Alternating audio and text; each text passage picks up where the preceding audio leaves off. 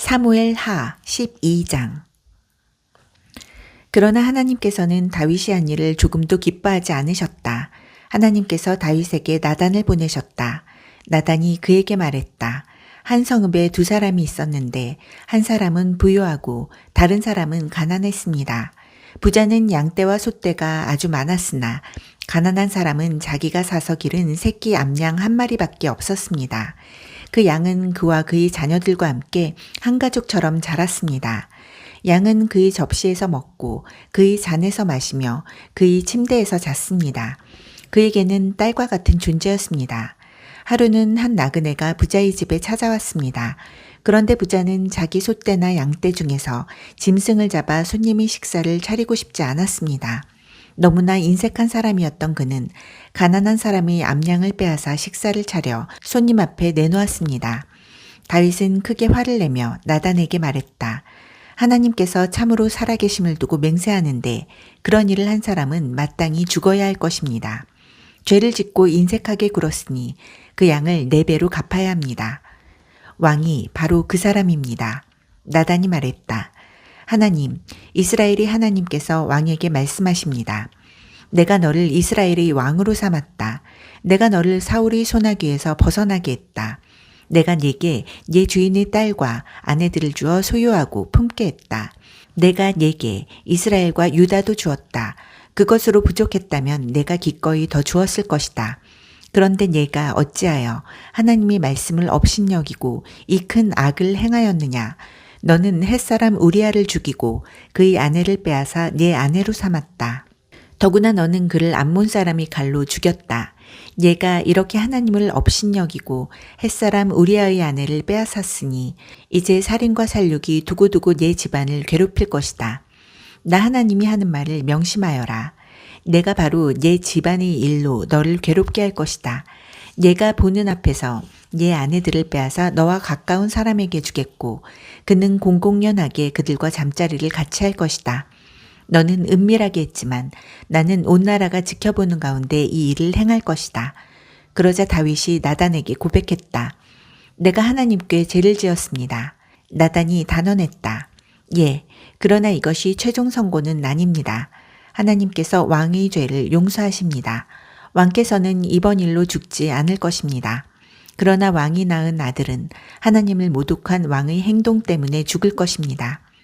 나단이 집으로 돌아간 뒤에 하나님께서 우리아의 아내가 다윗에게 낳아준 아이를 앓게 하셔서 아이가 병이 들었다. 다윗은 어린 아들을 위해 하나님께 간절히 기도했다. 그는 금식하면서 밖에 나가지도 않은 채 잠도 바닥에서 잤다. 집안의 어른들이 와서 바닥에 앉은 그를 일으키려 했으나 그는 꿈쩍도 하지 않았다. 또한 그들은 그에게 아무것도 먹일 수 없었다. 7일째 되던 날에 아이가 죽었다. 다윗의 신하들은 이제 우리가 어찌하면 좋겠소.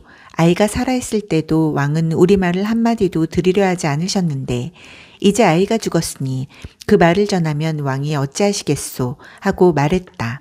다윗은 신하들이 자기 등 뒤에서 수근거리는 것을 보고 아이가 죽은 것을 알아차렸다. 그가 신하들에게 물었다. 아이가 죽었소? 그들이 대답했다. 그렇습니다. 다윗은 바닥에서 일어나 얼굴을 씻고 머리를 빗고 옷을 새로 갈아입은 뒤에 성전에 들어가서 예배했다. 그리고 왕궁에 와서 먹을 것을 차리게 했다. 그들이 음식을 차려놓자 그가 먹었다. 신하들이 그에게 물었다. 어찌된 일입니까? 아이가 살아있을 동안에는 금식하고 울며 밤을 지새우시다가 아이가 죽고 난 지금은 일어나셔서 드시니 말입니다. 다윗이 말했다.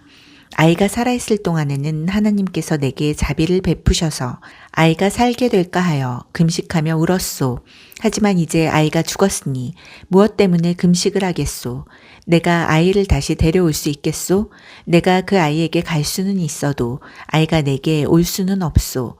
다윗은 가서 아내 밧세바를 위로했다. 그녀와 잠자리를 같이 하니 그녀가 아들을 임신했다. 아이가 태어나자 그 이름을 솔로몬이라고 했다. 하나님께서 그를 특별히 사랑하셔서 예언자 나단을 통해 말씀을 주셨는데 하나님께서 그의 이름을 여디디야 하나님의 사랑받는 자라고 하기 원하신다는 말씀이었다. 라빠에서 암몬 사람과 전쟁 중이던 요압은 암몬 왕의 도성을 점령했다. 그는 다윗에게 전령을 보내 말했다. 제가 라빠에서 싸워 방금 성의 급수시설을 점령했습니다. 왕께서는 급히 남은 군대를 수집하여 이 성에 진을 치고 직접 마무리하십시오.